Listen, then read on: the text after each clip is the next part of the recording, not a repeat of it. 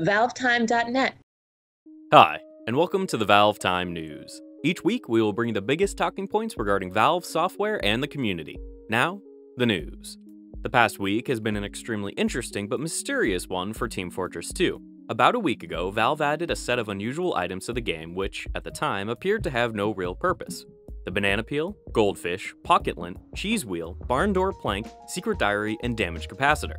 These items could be found alongside other regular items such as weapons and hats. These 7 new items featured varying drop rates, from pocket lint being the most regular to the secret diary, which only 20 or so are rumored to exist. The items were all listed as craft items, so naturally, players began attempting to craft different combinations to discover what these items might be used for. It was only a day later when another update caused people to start becoming truly suspicious of these new items. Keen-eyed players noticed that equipping the Eliminating the Impossible, a Sherlock Holmes-themed item set for the medic, revealed cryptic messages on the descriptions of the new items. Parts of the description were missing, however, replaced with random dots which covered some letters. Eventually, members of the Steam-powered user forums worked out what the different descriptions said when combined together. Think of the deeds of hellish cruelty, the hidden wickedness which may go on year in, year out, in such places, and none the wiser. Yes, you Holmes fans out there may have noticed that this is a quote taken directly from Arthur Conan Doyle's The Adventures of Copper Beech's short story, part of the Adventures of Sherlock Holmes collection. The next day, on June 21st, yet another update was released. This time, players noticed that crafting 2 or more banana peel items together would reveal confusing error messages in Spanish, Finnish, or Welsh. These error codes were different for every player, featuring different error numbers, codes, and hexadecimal values. Collaborating players entering their codes to various databases helped decipher the meaning of these strange and confusing errors. Our very own editor, Omnic, and staff writer Smash got together to create the TF2 Summer ARG Steam group with the sole purpose of solving this mystery. Together, they worked with other users such as XPaw, Leveraged, and Brad Pitt. Yes, that is actually his username. To gather up thousands of different user codes into a single database where they were decoded into MD5 messages, which, when all the codes were gathered together, revealed QR codes. Upon scanning these codes, users were taken to segments of what looked like a court transcript. After compiling all separate QR codes, users were finally able to read the whole transcript, which showed Saxon Hale, the TF2 universe's Uberman, responding to pressing questions about the monkey knot Poopy Joe and the location of the entire country's supply of Australium, a rare element in the Team Fortress universe. Then, on June 22nd at 3 p.m. Pacific Daylight Time, the Pyro himself made a post on the Team Fortress blog. His mumbling messages was found to be Morse code, which when translated read Monday, hinting at a possible reveal to follow sometime after the weekend. Then on Monday, June 25th, Valve officially announced the Pyromania update on the blog. A brand new update for TF2 promised to be the biggest yet. Continuing their long tradition of being teases, Valve is revealing small segments of information per day up until the release on Wednesday or Thursday this week. So far, day 1 of the Pyromania update has been revealed, which promises a new map and game mode called Doomsday, which sees both teams face off against each other to see who will get the honor of launching Poopy Joe into space on his mission to hunt down the Soviet space chimp Vladimir Bananas. The map game mode combo features 11 new achievements, and the update also promises the release of Meet the Pyro on Wednesday the 27th. We'll be sure to post it on our channel shortly after it is released. In other TF2 news, Adult Swim and Valve have announced a collaboration on an unknown project. Little is known about the project, only that it involves Adult Swim, is Team Fortress 2 related, and will be revealed sometime later this week. The Adult Swim official announcement page also suggests users sign up to their newsletter for information regarding the announcement, with the note, "You have been warned."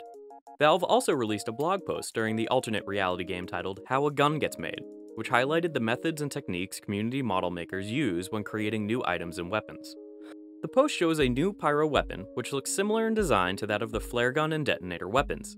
Valve also mentioned to keep an eye out for the new weapon in an upcoming update, which we can only guess was referring to the Pyromania update. While exciting, that's enough TF2 news for now. In Dota 2 news, Valve officially announced an in-game tournament viewer for players unable to travel to big tournaments or events. Using the game's built-in spectator mode, the new feature allows players to purchase tournament tickets via the Dota 2 store and then directly view the game from the safety of their own computers. The mode also boasts full in-game commentary from official tournament commentators while allowing spectators to control their own viewpoints and see the game how they'd like. This feature is listed to debut for the Defense Dota 2 tournament. Valve also tweaked the Dota 2's team system, adding improved support for competitive teams, such as games showing team statistics and information, as well as showing competitive banners in-game at their team's base.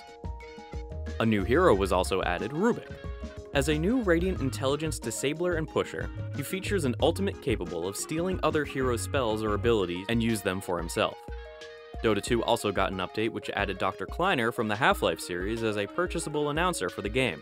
For a small fee, players can now enjoy some hilarious quips from everybody's favorite scientist. Other announcers, such as Juggernaut and Nature's Prophet, were also added. Be sure to check out our pair of videos highlighting all of Dr. Kleiner's new announcer lines.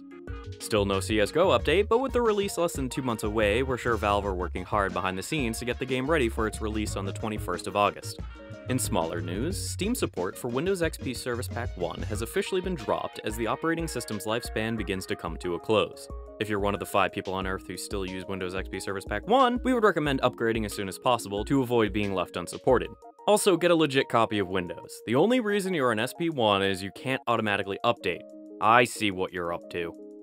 The US Department of Education have recently launched the Digital Promise Teaching Initiative. As a partner to the scheme, Valve announced that they are working on a program known as Teaching with Portals, which plans to deliver Portal 2 and its puzzle creator to American school children to help teach them about math and physics. Schools that enter the scheme will be given access to special Steam accounts with non-essential components removed through which they can use Portal 2 and the Puzzle Maker. This will be given to schools for free as the project is funded by the American government.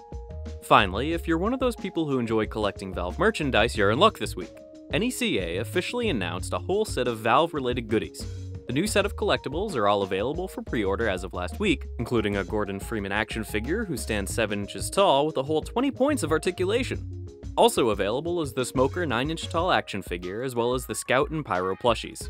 All 4 of these collectibles will be available during August this year. In other merchandise news, Gaming Heads, Valve's official statuette partner, revealed the Portal 2 scale model. The Portal 2 turret is an extremely detailed replica made from high-quality polystone, which stands at a whopping 16 inches tall. An exclusive version is also available, which plays official in-game sounds. If all this sounds great to you, then get your wallets and purses ready. The Portal 2 turret is available later this year for an astonishing $324.99. Only 350 of these are being sold, making them a true collector's item. And enough with the sales pitch, it's time for a surprise! Here it is! Surprise! Act surprise! While we were working on this video, Valve were kind enough to give us even more work by revealing the second day of the Pyromania update. The update page, shown here, features a number of new weapons for the Scout, Soldier, Sniper, and Pyro. All weapons shown are community-made and are part of larger sets of items known as the Public Enemy, the Urban Professional, and the Dumpster Diver. We can only assume that the hats and miscellaneous items shown in the images are also included in the update. The bottom of the page also features a still from Meet the Pyro, showing the new Pyro weapon abilities and what it would do to a Scout if you shot him in the face with it.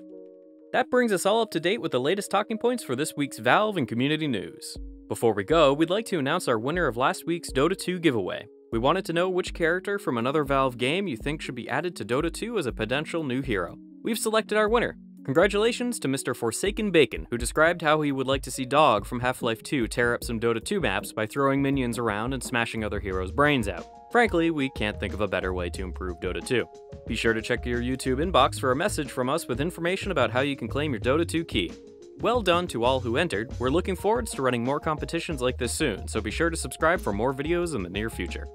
Sorry about the long delay to get this video. We had a few problems this week, which we had to work around. Also, Glenn spent most of his spare time smashing bananas together in real life because he doesn't actually understand how crafting works. Bye for now.